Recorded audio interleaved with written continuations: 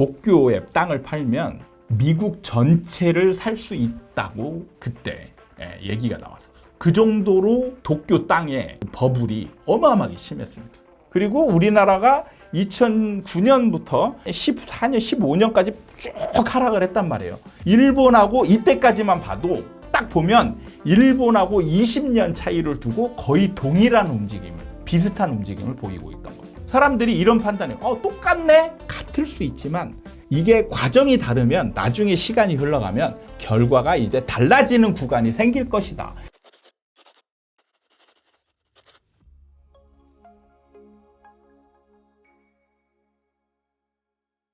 하나, 둘, 셋. 안녕하세요. 아파트 사이클 연구소 소장 이현철입니다. 오늘은 제 책, 첫 번째 책, 전세가를 알면 부동산 투자가 보인다. 리뷰 시간입니다. 그래서 오늘은 우리나라 부동산이 일본처럼 폭락할까요? 라는 제목으로 만들어진 챕터예요. 그러니까 지금 제가 이 책을 쓸 때는 2017년도고 이 영상을 보는 거는 2025년입니다. 무려 지금 8년이 지금 흘러간 상황이에요. 그러면 여러분은 이미 이제 한때 유행했던 일본과 같은 폭락할 거다라는 이런 믿음은 어느 정도 이제 사라져 있는 상황이죠. 그래서 여러분들이 이걸 감안하고 한번 보시면 좋을 것 같아요. 그래서 저는 제가 이 책을 리뷰를 하면서 이거를 맞췄느니 이런 얘기를 하려고 하는 게 아니고 저는 이런 주제를 가지면서 생각을 좀 해보자. 이거를 주안점을 가지고 영상을 만들 겁니다. 이게 맞냐 틀리느냐는 사실 중요하지 않아요. 제가 이제 2017년에 우리나라는 일본 부동산처럼 폭락하지 않는다. 절대로. 맞았죠. 맞았습니다. 근데 제가 이거 맞았다. 이걸 주장하려고 하는 게 아니에요. 제가 왜 이런 생각을 했었고, 그리고 앞으로 이런 주장을 하는 사람들의 얘기를 할 때 어떤 그 생각을 가지고 그 사람들의 영상을 볼 것인지 이런 부분을 한번 생각해 보라는 얘기예요. 이때는 제가 왜 이걸 썼는지부터 한번 생각을 해보세요. 왜라는 거를 여러분들은 계속 달아봐야 돼요. 왜? 이현철은 2017년에 왜 이런 주제를 썼을까? 그리고 이게 아니다라고 이제 반박하는 거잖아요. 잘못된 상식. 이게 어느 큰 챕터에 있냐면 사람들이 가장 잘못 알고 있는 잘못된 상식 10이에요. 2017년 이전까지는 이 주제, 이 화두가 굉장히 잘 먹혔던 시대입니다. 그러니까 이때까지도 지금 우리가 지나보면 이때를 잘 모르는 분들은 어떻게 보면 이해가 잘 안 될 수도 있어요. 그때 정말 사람들이 대다수의 사람들이 이 이론을 믿었을까? 나 같으면 안 믿었을 것 같은데 근데 진짜로 거의 한 80~90%가 일본 폭락론을 믿었어요. 일본처럼 우리나라도 폭락할 것이다. 이걸 믿었어요. 여러분들이 생각할 거는 사람들의 생각이 생각보다 많이 틀리는구나. 그거 하고 그럼 왜 사람들은 그 당시에 이걸 믿었을까? 이런 걸 아마 고민해 본 분들이 없을 거예요. 근데 이게 되게 중요한 거예요. 그러니까 책 리뷰를 하면서 그때 상황과 지금 상황을 비교하면서 당연한 거 아니야? 지금 속으로 이러는 생각하시는 분들은 그냥 영상을 닫고 나가주시면 돼요. 굳이 이렇게 시간 낭비할 필요 없습니다. 그냥 공부하시려고 하시는 분들은 한번 고민을 해보자. 지금 상황에 절대적인 생각이 있단 말이에요. 그럼 그게 영원히 또 될 것인가? 나중에 바뀌지 않을까? 이런 거를 연관시켜서 한번 생각해 보라는 거예요. 많은 분들이 우리나라가 일본과 비슷한 흐름으로 약 10년에서 20년 정도 뒤처져서 따라가고 있는 상황으로 보고 있습니다. 우리나라가 일본을 20년에서 30년 정도 차이를 두고 따라가고 있다. 그러니까 경제 상황이 거의 그랬거든요. 그러니까 우리나라 경제가 발전된 게 일본의 영향을 굉장히 많이 받았어요. 일본의 기술을 전수받아서 그걸 우리가 응용하고 확대시켜서 일본을 뛰어넘고 이런 것들이었죠. 실제로는 그랬습니다. 대부분. 뭐 자동차도 그렇고 반도체도 그렇고 다 그랬어요. 그래서 부동산도 일본을 따라갈 것이다. 그래서 부동산이 일본이 1980년대 엄청난 폭등을 겪거든. 그리고 나서 폭락을 합니다. 엄청난 폭락을 합니다. 잃어버지는 30년이라고 하죠. 30년 동안 폭락을 합니다. 안 올라요. 그래서 80년 되면 20년 차이를 두면 언제쯤이냐면 이게 2017년이라고 했어요. 2017년은 어떤 시기냐면 2006년에 폭등을 겪었어요. 2006년에 노무현 정부 때 폭등을 겪고 계속 하락하고 2013년, 14년까지 엄청난 하락을 겪은 다음에 이제 살짝 상승하는 시기였습니다. 이제 2017년 본격적인 상승을 지금 하고 있는 상황이에요. 그러다 보니까 사람들은 하락 시기를 주로 겪은 사람들이 대부분인 거죠. 그러다 보니까 일본의 그 폭락 상황과 20년 차이가 나는 거예요. 왜냐하면 2006년에 폭등을 했죠. 그 이후에 폭락을 했습니다. 그리고 우리나라가 2009년부터 14년, 15년까지 쭉 하락을 했단 말이에요. 일본하고 이때까지만 봐도 딱 보면 일본하고 20년 차이를 두고 거의 동일한 움직임을, 비슷한 움직임을 보이고 있던 거예요. 딱 이때로 잘라보면. 그래서 통계의 함정이라는 게 이런 겁니다. 어떤 그래프의 함정, 뭐 이런 것들이 우연의 일치나 뭐 이런 걸로 인해서 거의 비슷한 흐름을 보일 수가 있어요. 그래서 그 끝에 있는 시점에서는 사람들이 이런 판단이에요. 똑같네? 그러면 앞으로 그 이후에 어떻게 했어요? 일본은 계속 침체죠. 안 올라가고 바닥에서 계속 기어요. 그러니까 우리나라는 일본처럼 영원히 상승하지 않고 이제 똑같이 길 거다. 이런 얘기가 2017년도에 주된 이론으로 섰다라는 거죠. 그러니까 시대적 배경이나 상황을 잘 이해를 하고 계셔야 돼요. 과연 그리 될까요?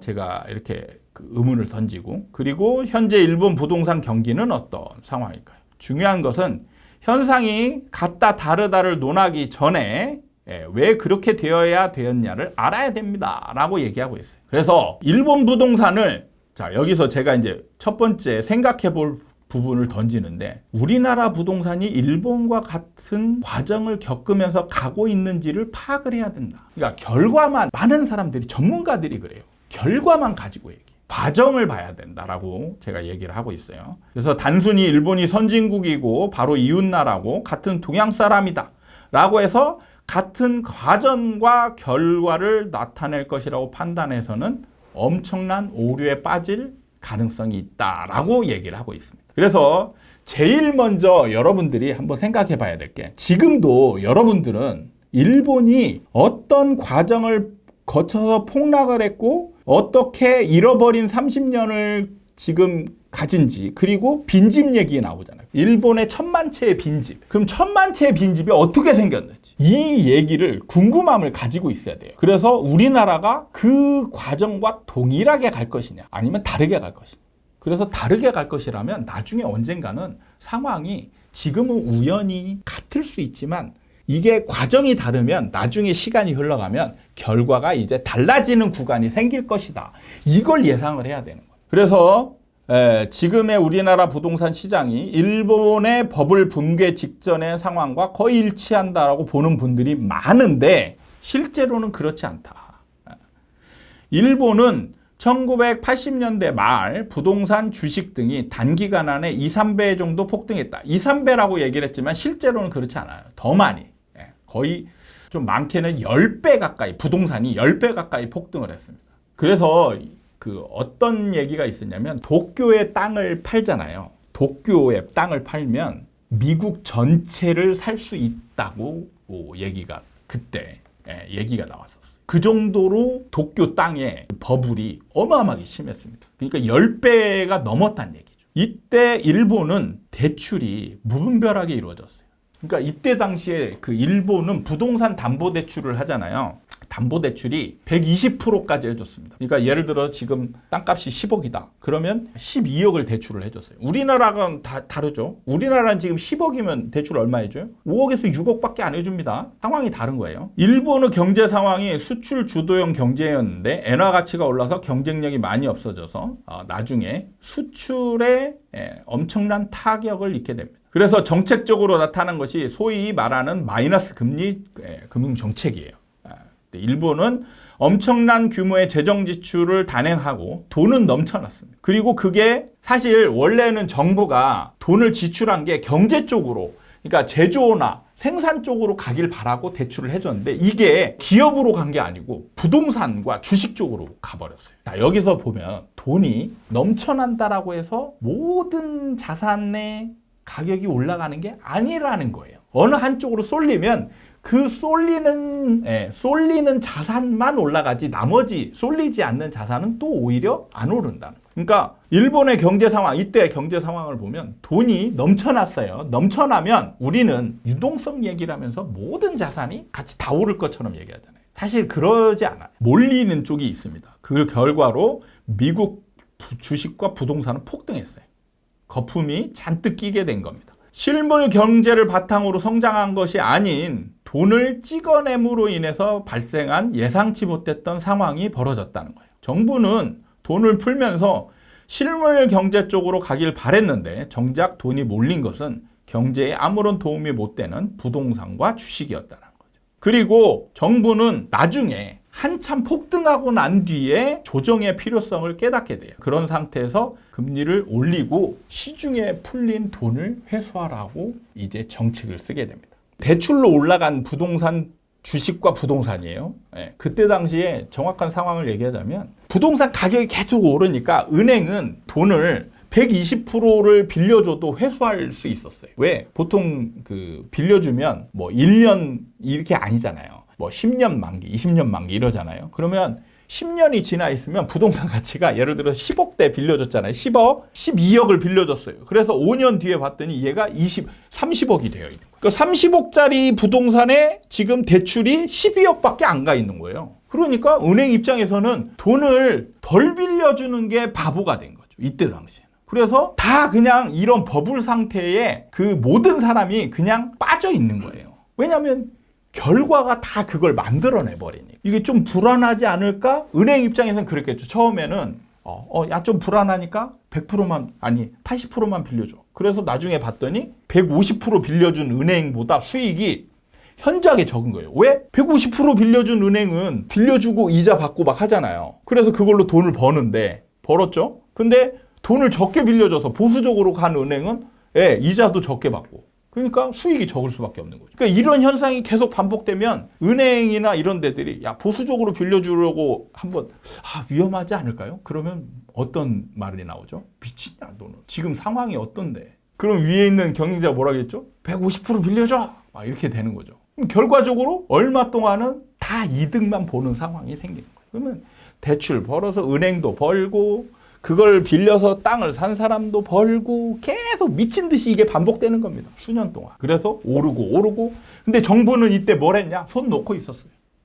우리나라하고는 달라요. 우리나라는 이랬으면 어떻게 됐죠? 미친 듯이 막 쪼아댔겠죠. 대출 줄여. 조정 대상 지역 투기 지역 막 이렇게 하고 실거주자만 사 이렇게 했겠죠. 일본은 아무것도 안 했어요. 상황이 완전히 다른 겁니다. 그래서 미친 듯이 일본 부동산이 폭등을 해요. 폭등을 하다가 이제 점점 대출도 미친 듯이 올라가고 이제 사람들이 고점 논란 너무 비싸니까 그리고 돈을 막 이때 아마 여러분 80년대 도쿄 한번 검색해 보세요. 그러면 이 사람들이 일반 회사원들이 돈을 미친 듯이 썼어요. 유흥업소 가가지고 가지고 매일 그러니까 일본은 그냥 전체가 화랑이었습니다. 왜냐하면 돈이 넘쳐나니까 돈을 막 쓰기 시작하는 거예요. 근데 문제는 제조 쪽에서는 아무것도 부가가치를 생산하지 않았어요. 그러다 보니까 어떻게 됐죠? 일본 경제가 무너지기 시작합니다. 그러니까 실물 경제가 뒷받침이 안 된 버블은 언젠가는 터지는 거예요. 그래서 터질 때 중요한 거는요. 이제 정부가 뭘 하냐면 이제 부실이 심해지니까 은행이 부실해지면 난리 나거든요. 온 경제가 난리 나요. 그래서 은행이 부실되지 않기 위해서 돈을 빨리 회수할 수 있는 전략을 써요. 그게 뭐냐면 대출 총량제라는 걸 씁니다. 대출 총량제라는 건 뭐냐면 은행이 1년 동안 대출할 수 있는 금액의 총량을 미리 정해놓는 거예요. 그리고 그거를 보수적으로 잡는 겁니다. 대출의 한도액을 적게 잡는다는 걸 의미하는 거예요. 그럼 어떻게 돼요? 이미 시중에는 대출이 이만큼 나가 있어요. 이만큼 나가 있는데 대출을 대출을 이만큼으로 줄여. 이 얘기인 거예요. 그럼 어떻게 돼요? 회수해야 되죠. 이게 여러분 우리 뱅크런이라고 들어보셨죠? 뱅크런이 위험한 게 뭔지 아십니까? 많은 사람들이 한꺼번에 은행에서 돈을 빼가기 시작하면 사람들이 불안감이 가중돼서 원래 안 빼려고 생각했던 사람도 가서 빼게 돼 있어요. 이게 도미노 현상처럼 미친 듯이 썰물처럼 빠져나가게 됩니다. 그게 바로 뱅크런이에요. 그러니까 손 놓고 있던 정부가 갑자기 대출 총량제를 써버리니까 부동산 주식에서 미친 듯이 돈이 쫙 썰물처럼 그냥 순식간에 쫙 빠져나가는 거예요. 그럼 어떻게 돼요? 빨리 이 돈을 현금을 마련하기 위해서 막 물건을 빨리 팔아야 되잖아요. 빨리 시간 제약이라는 게 정말 중요한 겁니다. 시간 제약이 있는 물건은 살 사람이 이렇게 있는데 시간이 누군가 급해. 그러면 어떻게 돼요? 급한 사람 막 던져야 돼요. 급한 사람이 협상에서 항상 지게 돼 있습니다. 그러니까 막 던지는 거죠. 그러니까 일본 부동산이 이때 폭락을 하기 시작해요. 주식도 폭락하고 미친 듯이 폭락합니다. 근데 자, 여기서의 핵심 뭐예요? 바로 일본의 1000만 채의 빈집의 실체가 이때 드러나는 거예요. 이때 정부는 부동산 폭락에도 불구하고 아파트를 대거 짓기 시작합니다. 그러니까 여기서 가지는 의문은 여러분은 이런 과정을 생각해 본 적이 없습니다. 그냥 1000만 채의 빈집이 느닷없이 어디서 탁 떨어진 거예요. 이런 거에 대한 관심이 1도 없어요. 왜? 여러분은 이미 방향이 정해져 있기 때문에 그래요. 폭락할 것이다 에만 방향이 정해져 있기 때문에 폭락에 매치되는 빈집 이것만 중요한 거지 얘가 왜 어떻게 생겼냐는 관심도 없고 폭락이 맞으면 되는 거니까 빈집과 폭락은 일치되는 거예요. 이거에만 관심이 있는 거예요. 근데 제가 왜 이 얘기를 하냐면 이때 우리나라에도 빈집이 이제 생겨서 막 폭락할 거다 인구 감소론 얘기하는 사람들이 이 얘기 있어요. 근데 제가 우리나라의 빈집의 상태는 다르다. 빈집도 빈집 나름이다. 이 얘기를 하는 거예요. 그래서 이때는 보통은 잘 보세요. 시장 상황에 부동산이 폭락하잖아요. 그러면 아파트를 안 짓습니다. 우리나라 같으면 안 지어요. 왜? 폭락하는데 아파트를 지으면 어떻게 돼요? 안 팔리잖아요. 그럼 그 건설사는 부도나죠. 망하는 거예요. 그죠? 그러니까 안 짓는 겁니다. 안 팔리니까. 폭락하는데 아파트 지으면 어떻게 해요? 미분양 나고 안 팔리잖아요. 안 팔리면 건설사 부도나죠. 그러니까 이제 그다음부터 안 짓는 거예요. 그러니까 시장은 자연적으로 냅두면 어느 정도 조절 작용이 있어요. 근데 이때 정부가 나서서 아파트를 짓기 시작해요. 왜? 실물 경제를 살리기 위해서. 왜냐하면 이미 그 전에 실물 경제가 무너져 있었어요. 왜? 돈이 실물 경제로 가지 않았어요. 제조 쪽으로 가지는 않았습니다. 부동산, 주식으로 갔잖아요.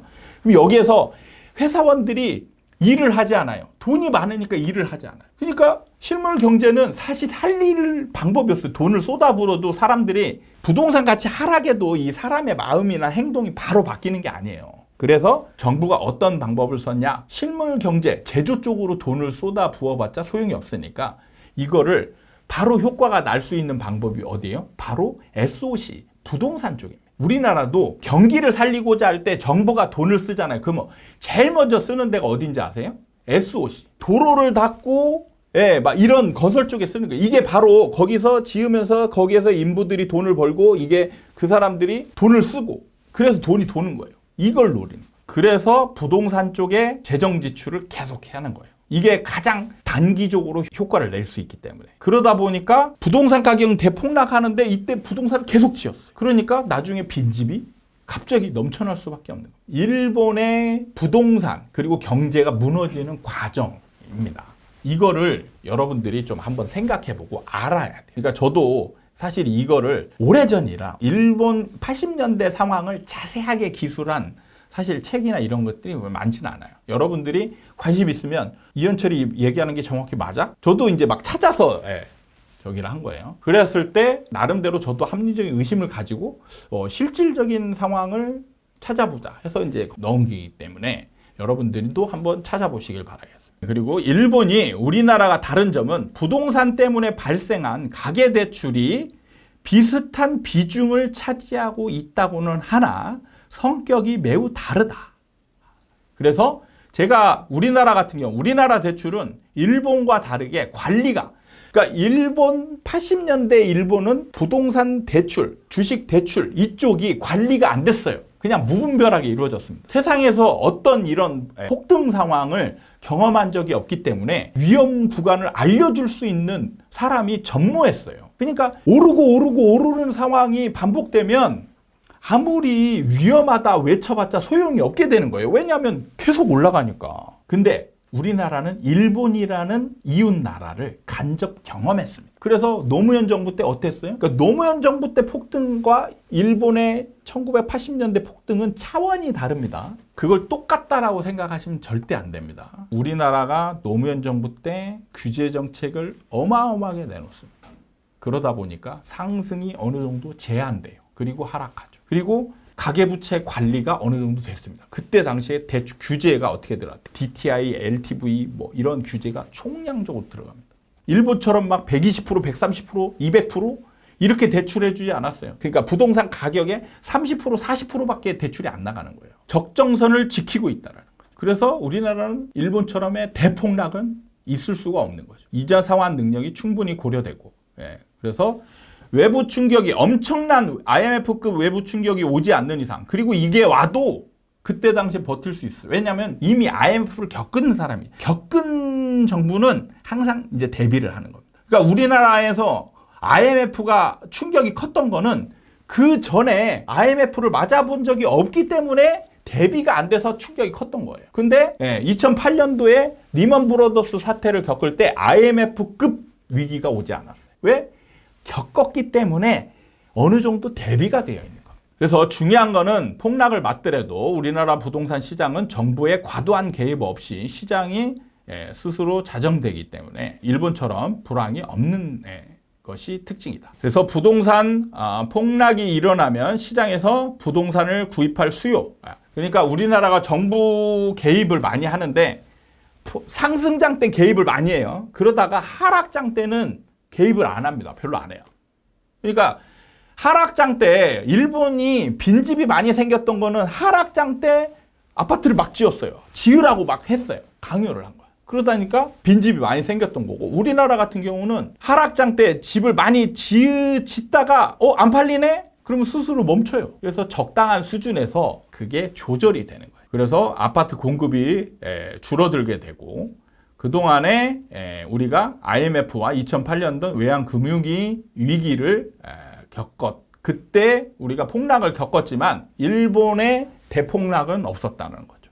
그래서 우리나라와 일본 경제가 다른 점은 정부가 과도하게 개입해 시장을 왜곡시키는 데 항목했다. 그래서 일본이 약 800만 채 빈집으로 남아있다라고 하는데, 이때 당시에 많은 사람들이 인구가 줄어서 800만 채 빈집이 있다라고 얘기를 했어요. 절대 그게 아니에요. 인구가 줄어서 빈집이 생기는 거는 어떤 빈집이 생겨야 돼요? 완전히 사람이 살 수 없는 빈집들이 생겨요. 사람이 살다가 죽잖아요.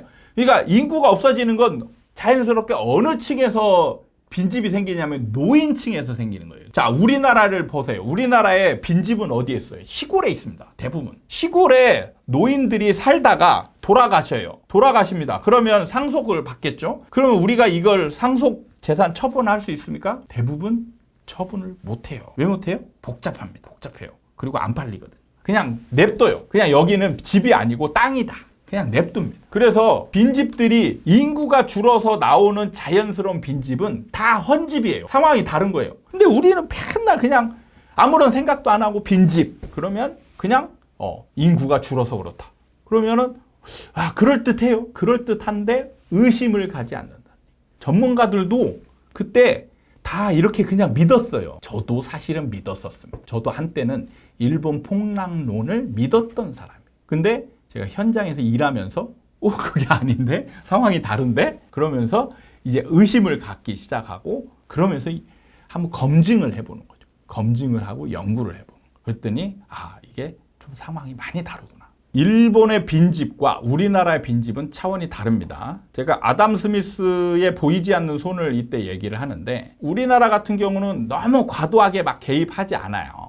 보통은. 그러니까 과열될 때만 적절하게 개입하고 나중에는 시장에다 놔둡니다. 그러니까 시장에다 놔두면 안 팔리면 안 지우면 되는 거예요. 그러면 나중에 또 그 침체 구간도 안정 구간으로 바뀌게 되는 거죠. 그런 부분들이 있기 때문에 우리나라랑 일본은 다르다, 이 얘기를 하는 겁니다. 그리고 자, 끝무렵에 보면 일본 부동산 가격은 800만 채의 빈집에도 불구하고 다시 이때 당시에, 그러니까 지금 여러분 요즘 일본 부동산 가격에 대해서 관심이 있습니까? 별로 없죠. 일본 부동산 가격이 어떻게 되는지 알고 있는 분이 있어요? 별로 없죠. 요즘 오르고 있어요. 일본 부동산 가격이 오르고 있습니다. 그래서 또 뭔 얘기가 나냐면 엔저 때문이다 이래요. 물론 엔저 영향도 좀 있어요. 투자자들이 몰렸다. 그러면 여기서 여러분이 합리적 의심을 한번 생각을 해보려면 뭐냐면, 투자자들이 왜 하필이면 이때 엔저니까 그럼 엔저면 굳이 부동산을 사야 돼요? 주식을 사면 되잖아. 저 엔저 때 주식 샀어요. 그리고 많이 벌었습니다. 제가 영상도 찍었어요, 그때. 제가 진짜 운이 좋게 어느 했냐면 엔저 최저점에 그날 주식을 샀어요. 도쿄전력. 그리고 운이 좋게 한 일주일 뒤인가 폭등을 해버렸어요. 도쿄전력이. 폭등을 해버렸습니다. 한 3, 4일 동안에 한 50% 가까이 올라 버렸어요. 그리고 팔고 나왔어요. 그러니까 저는 그리고 그때 최저점 찍고 환율이 올랐어요. 그러니까 저는 환율 곱하기 주식 그래서 약 70% 정도 그때 3천인가 4천 정도 넣었을 겁니다. 많이 벌었어요. 5천 얼마를 뺐습니다. 그러니까 정상적인 투자자라면요 부동산을 사지 않아요. 전 부동산 전문가잖아요. 일본 부동산 올라갈 거를 어느 정도 예상하고 있었어요. 근데 부동산 사지 않았습니다. 왜 안 샀어요? 일본 부동산을 투자해서 단기간 안에 돈을 벌 자신이 없어요. 지금도 오르진 하지만 주식보다 오르는 정도가 훨씬 약해요. 메리트가 없습니다. 실질적으로 투자하는 사람 입장에서는 일본 부동산이 메리트 있지 않아요. 주식이 훨씬 메리트 있었습니다. 근데 많은 사람들이 엔저 때문에 투자자들이 부동산 투자를 했다. 이런 얘기를 할 때 아 그렇구나. 이렇게 믿어버린다는 얘기. 그냥 이제 오를 때가 돼서 오르는 거예요. 그냥 이제 오르기 시작하는 거예요. 서서히 오르죠. 달아오르기 어렵습니다. 달아오르려면 이제 한참 올라야 돼요. 거의 일본의 그 버블 붕괴가 꺼지기 직전, 거의 그 직전 상황까지 올라야 돼. 그래야 이제 그 구간을 넘어서면 사람들이 또 미친 듯이 달라들게 돼요. 그러니까 일본 부동산에는 지금 관심이 별로 없어요. 왜? 이제 일치하지 않거든. 일치하지 않는 걸 알아요. 그러니까 관심이 없어요. 일치할 때는 관심이 있어요. 그건 뭐냐면 여러분들이 내가 이미 뭔가를 정해놓는다는 얘기죠. 정해놓고 그에 맞는 합당한 비슷한 결과가 있을 때 그거를 갖다가 쓰는 거예요. 그러니까 이때 당시에 일본 부동산의 폭락이 과정이나 이런 게 중요하지 않았던 거는 폭락을 얘기하고 싶었던 사람들이 너무 많았던 거예요. 2017년 이때까지도 폭락을 얘기하고 폭락을 주장하고 폭락을 믿었던 사람, 믿고 싶은 사람들이 너무 많았던 거예요. 그래서 그 사람들이 가장 주장하게 지금 한국 부동산 상황은 이게 아닌데 그러면 야 니네 조심해야 돼 이 얘기를 하고 싶은 게 뭐예요? 일본처럼 될 거야 이 얘기를 하고 싶은 거예요. 이걸 믿고 싶은 거예요. 그래서 일본의 폭락을 갖다 쓰는데 과정을 알면 이러지도 않을 수도 있네 이 얘기가 나올 수 있잖아요. 제가 과정을 알아보니까 아 우리나라는 다르게 갈 수도 있네. 그러니까 과정을 모르는 게 중요한 거예요. 오히려 이런 걸 주장하는 사람은 여러분들이 과정을 모르는 게 더 중요한 겁니다. 그래야 잘 믿을 수 있거든. 그러니까 이게 사람이 내가 필요한 게 있잖아요. 그러면 그 필요한 거 때문에 그걸 맞추기 위해서 나머지 그 과정이나 뭔가 중요한 포인트가 있잖아요. 그거를 일부러 회피하는 경향이 생깁니다. 그걸 아셔야 돼요. 지금도 반대로 생각하면 상승 주장하는 사람들이 있죠. 상승 주장하는 사람들은 상승을 이미 포커스를 맞춰놓고 있어요. 그리고 그에 합당한 결과치를 갖고 와요. 그럼 이게 합리적이냐 과정이 동일할 것이냐라는 건 중요하지 않아요. 왜? 여러분이 이 과정을 알면 상승하지 않을 수도 있겠네라는 생각을 가지게 되잖아요. 그러면 어떻게 돼요? 그 사람 말에 따르지 않겠죠. 그러니까 여러분들은 조심해야 될 게 유튜버나 전문가들이 할 때 결과만 가지고 얘기하는 사람들 조심해야 됩니다. 뭘 조심해야 되냐? 과정을 일부러 안 알려준다. 아니면 본인도 진짜 모르고 있어요. 왜? 필요를 못 느낀다. 그리고 여러분들이 그 과정을 알고 싶지도 않아 하고 대부분의 사람들은 결과만 일치하면 좋아해요. 그걸 알기 때문에 유튜버들이 그걸 이용하는 거예요. 그러면 너는 왜 그걸 안 하냐? 저는 그게 정말 싫어요. 여러분을 이용해서 여러분을 함정에 빠뜨리면서 아니면 여러분이 잘못될 수도 있는 거를 가면서 내가 돈을 버는 이런 건 정말 하기 싫었어요. 저는 유튜브도 그쪽으로 포커스를 맞췄어요. 저도 돈을 벌기 위해서지만 여러분들한테도 도움이 되었으면 좋겠다. 이 얘기를 하고 싶은 거예요. 책도 그 방향으로 썼어요. 그래서 저는 제일 중요한 게 뭐냐? 과정이다. 여러분들이 과정을 알려고 노력해야 돼요. 그래야 나중에 지금은 뭔가가 일치해서 똑같은 결과가 나올 것처럼 보여도 이게 과정이 다르면 나중에 이게 벌어집니다. 나중에 달라져요. 결과가 달라집니다. 반드시 달라지게 돼 있어요. 과정이 다른 거는 우연의 일치로 어느 구간에서는 동일한 현상이 나타날 수 있지만 과정이 틀리게 되면 반드시 결과가 달라지는 구간이 있다. 이거를 우리는 적절하게 대응을 해야 돼요. 안 그러면 망할 수 있거나 안 그러면 돈을 많이 벌 수 있는 구간을 놓치는 상황이 벌어질 수 있다는 거. 이걸 대비하기 위해서 공부를 하는데, 공부를 하는 사람들이 제일 잘못하는 게 뭐냐면 결과만 갖다가 꿰맞추는, 이게 진짜 잘못된 거예요. 그건 공부해봤자 소용이 없어요. 매번 달라집니다. 과정을 공부하면요, 내가 중심을 지켜낼 수 있습니다. 그걸 공부하시기 바랍니다. 그래서 책 리뷰를 하고 이런 거는 제가 이걸 맞췄다 틀렸다 이게 중요한 게 아니고요. 제가 어떤 과정으로 여러분한테 어떤 의문점을 던지고 이때의 상황에는 이런 게 통용됐지만 지금은 또 이렇게 생각이 좀 달라졌다, 이런 부분을 여러분들이 아셨으면 좋겠다라는 측면에서 지금 이 책을 쓴 8년이 지난 지금에 이걸 해보는 거예요. 도움이 많이 될 겁니다. 여러분들이 생각을 좀 많이 했으면 좋겠어요. 그 부분을 바라면서 오늘 리뷰를 마치도록 하겠습니다. 다음에 또 좋은 영상을 가지고 여러분들 찾아뵙도록 하겠습니다. 감사합니다.